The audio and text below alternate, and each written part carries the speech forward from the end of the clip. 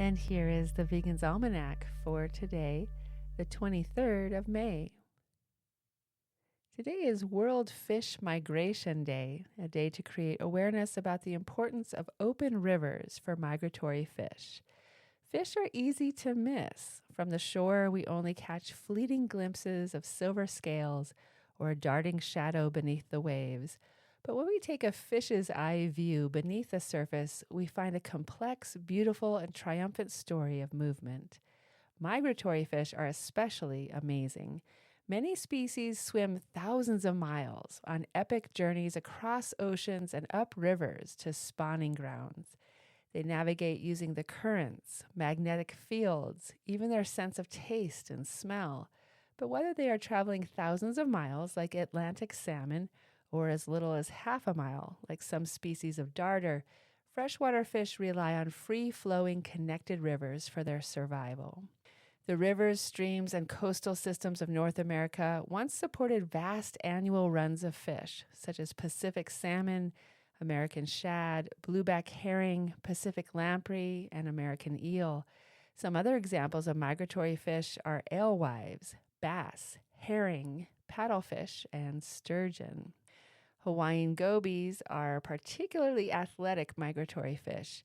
They have the uncanny ability to scale steep waterfalls by using their mouths and fins to suction themselves up the rocks. Salmon may be the most well-known of the migratory fish, and for good reason.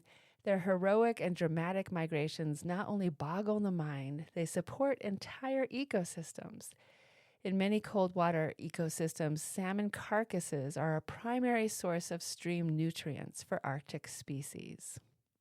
Salmon who spawn in the upper Yukon River have one of the longest upstream spawning migrations in the world, with some of them migrating over 1,678 miles. In the Atlantic Ocean, the Atlantic salmon were once found in most coastal rivers northeast of the Hudson in New York. Unfortunately, overfishing and dams that blocked their ability to spawn reduced their population size. Currently, the last wild populations of the U.S. Atlantic salmon are found in a handful of rivers in Maine. Rainbow smelt inhabit inshore waters along the North American Atlantic coast. In winter, these waters are frequently ice-covered with temperatures as low as 28 degrees Fahrenheit. Rainbow smelt don't freeze because they have antifreeze proteins and glycerol, a kind of alcohol, in their blood, liver, muscle, and other tissues that prevent freezing. In September 2020, the Bureau of Reclamation completed a fish screen over the century-old Derby Dam, giving trout access to 40 miles of river that had been inaccessible since 1905. The loss of natural swimways has played a devastating role in the decrease of freshwater fish populations, which have declined by 84% since 1970. Protecting free-flowing rivers as swimways allows populations to rebound. The solution requires safe and effective fish passage at dams and remove any deadbeat dams that no longer serve a purpose. May 23rd is also World Turtle and Tortoise Day. There are at least 365 species of turtles and tortoises in the world. It can be easy to confuse the two. The main difference between them is that turtles sometimes live in the water, while tortoises only live on the land. The 13 families of turtles includes tortoises, soft-shelled turtles, leatherback turtles, snapping turtles, and sea turtles, among others.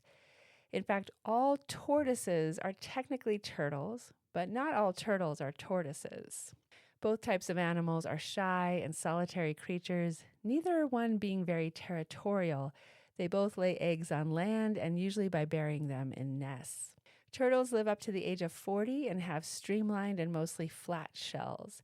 On the other hand, tortoises can live up to 300 years, and they have larger, more domed shells.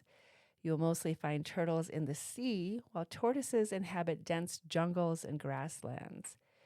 The first turtles existed 200 million years ago alongside dinosaurs. Turtles belong to one of the oldest reptile groups in the world, beating snakes, crocodiles, and alligators.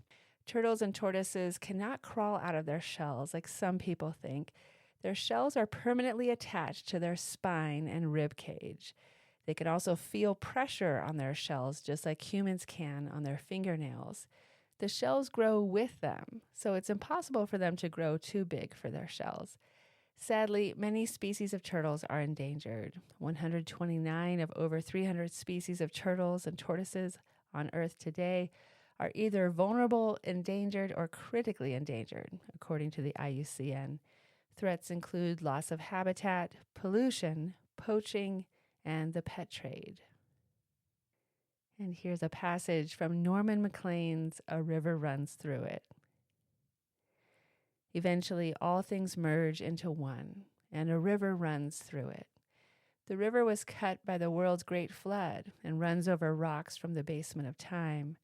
On some of the rocks are timeless raindrops. Under the rocks are the words, and some of the words are theirs. I am haunted by waters. From Norman Maclean's A River Runs Through It. This has been the Vegan's Almanac with a reminder for migratory fish, let rivers run.